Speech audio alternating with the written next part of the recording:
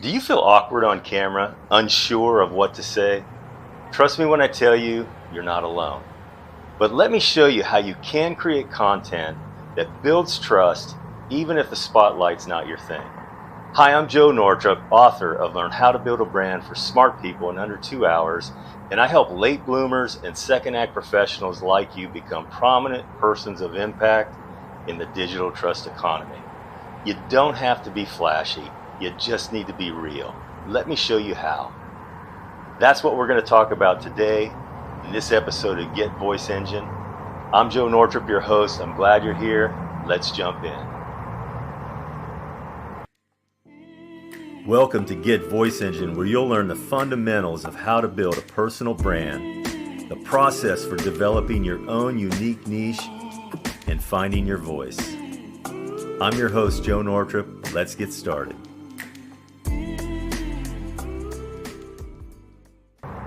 Hey, welcome back. I'm glad you decided to hang out for the rest of the episode. So let's talk about how we can build content that will build trust with your audience. So to build anything, including content and a personal brand, you have to have a foundation. And so we're going to talk about 3 pillars that we can build our content on top of. And if we use these 3 pillars consistently when we're building and crafting our content, they will help us build trust with the target audience that we're looking to connect with, whoever that may be. So let's talk about pillar number 1. Pillar number 1, teach what you know. Essentially, your experience is your content. And what I mean by that is, obviously you may be researching, certain aspects of a product or a service, whatever it is that you're wanting to share, with your ICP or your ideal client avatar. Whatever it is that you're trying to share with them, you may be doing research and bringing in, even technical stuff as far as that goes.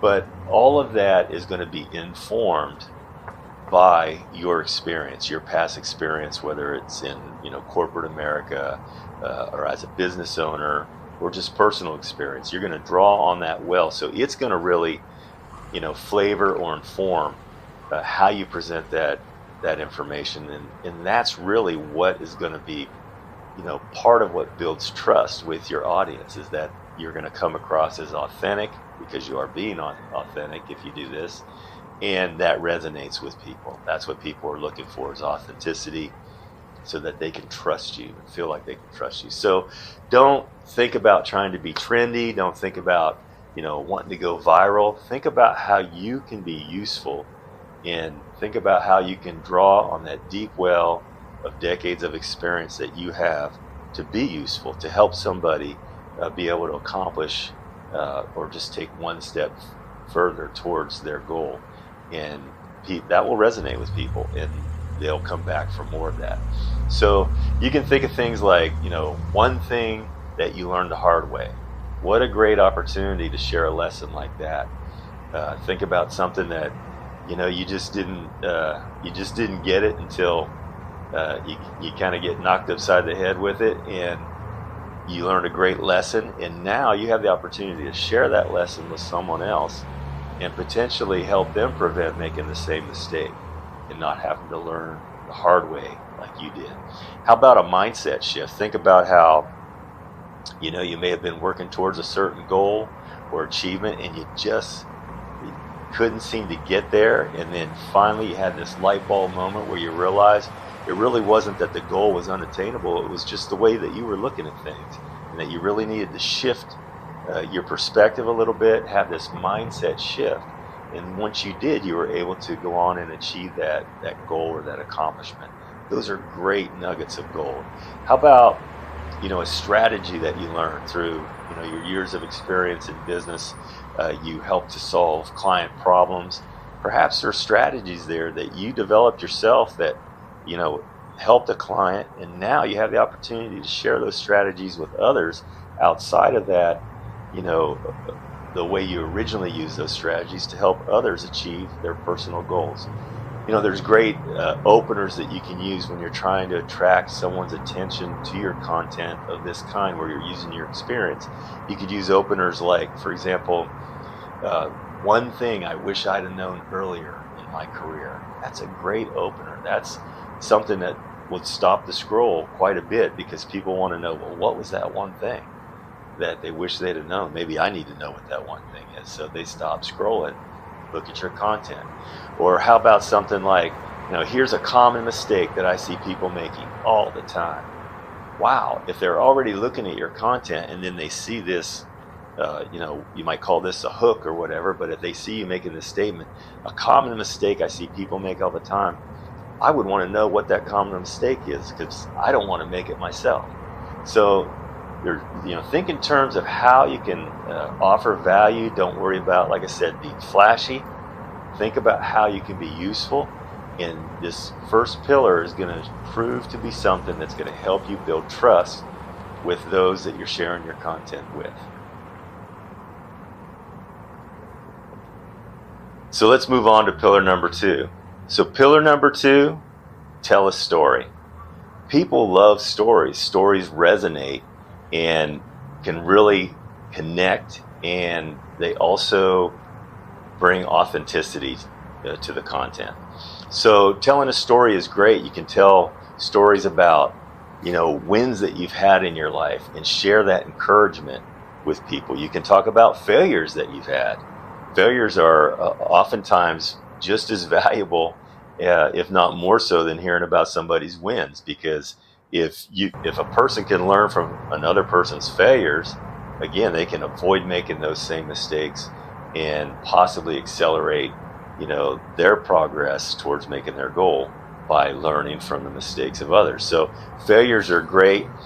You can talk about moments where you completely changed your point of view, things that, those milestones that take place in everybody's life, those seasons that take place that just change your perspective on things.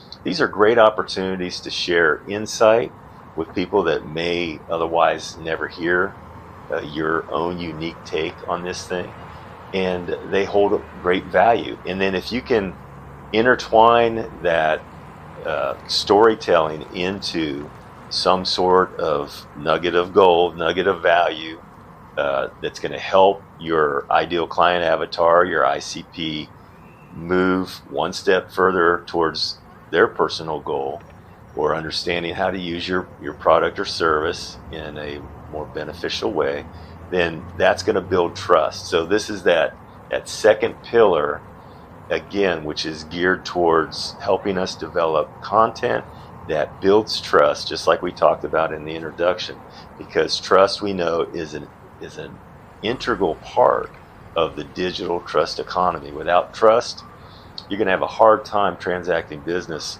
with anyone, particularly as we move forward and deeper into the digital trust economy. So pillar number 2, tell a story. All right, well, let's talk about pillar number 3. Pillar number 3 is you want to talk to one person. What do I mean by that? Well, we've all probably watched content where the person creating the video, if it's video content that you're creating, and even if you're writing, you can tell when someone's writing something that's personal, that's more pointed towards, or at least it sounds like it's pointed towards an individual, than being broadcast out to the masses. And particularly in video, if you're trying to present a video and you're not really being sincere, you're not really thinking about who it is that you're trying to, share this value with, it comes across through the video. People can sense that. So me personally, when I'm creating video content, I like to look at the camera and treat it as if it is the person that I'm speaking to. That person that I want to talk to is just right there inside that lens, and I'm really trying to get them to be able to resonate and understand what it is I'm trying to share with them. So you have to be sincere. You have to be having that mindset that you are talking to a real person, because hopefully you are. Hopefully you're creating content, with a purpose, and that's what drives you, because you know that you do feel like you have something of value to offer, and you're sincere about wanting to share that value with others, that resonates with people. So you want to make sure that you're talking to one person, and even if you're doing written content, and if you're using LinkedIn like we talked about in the last episode, in the 3 Easy Step episode, where I have you pick a platform and commit to that platform. LinkedIn is really encouraging people to use like short video intros to even their written articles. And I would encourage you to do that. It can be literally 15 to 30 seconds. Just a hi, hope you check out my article. I wrote it for you. If you're having this problem, I think it's going to help you with it. Something very simple like that will resonate with those that are going to consume that article. But even if you're just writing an article and not doing that, think about the image that you're going to have accompany your article. For example, on LinkedIn, you typically would have an image accompany your article at the header. And think about that image a little bit. Put a little bit of thought in that, and think about how you can make that image, the message in that visual, and then what's written in connection with that visual image, how you can make those things seem like for the person that's reading them and looking at them, that wow, they're really talking to me here. This really resonates with me, and I want to read more. So it's really about having that right mindset. These 3 pillars: teach what you know, draw from your experience. Pillar number 2, tell a story. And pillar number 3, speak to one person. If you practice creating content and building it on these 3 pillars consistently, you really can't go wrong.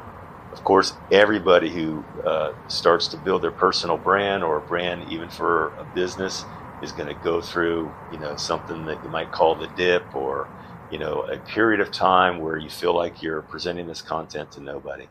Don't let that discourage you, because once you are discovered, once people start to find your content, once they, consume some of it and it resonates with them, then there becomes this multiplier effect. And, we've all probably heard, people who create video content talk about how videos they've created, years ago are suddenly getting, hundreds of views because they finally, their channel's finally been discovered or whatever, and people are consuming their content.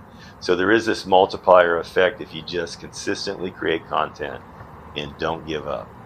So that's going to wrap it up for this episode. I hope you enjoyed these 3 pillars, just like our 3 easy steps to get you started showing up online consistently. Yes, they're very simple.